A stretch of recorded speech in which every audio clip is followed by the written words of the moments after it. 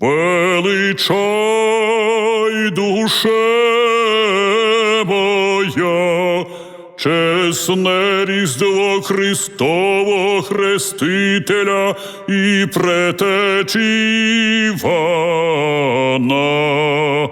Сокровенне Боже несказане,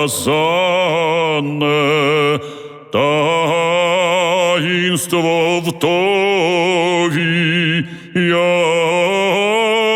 явним стається,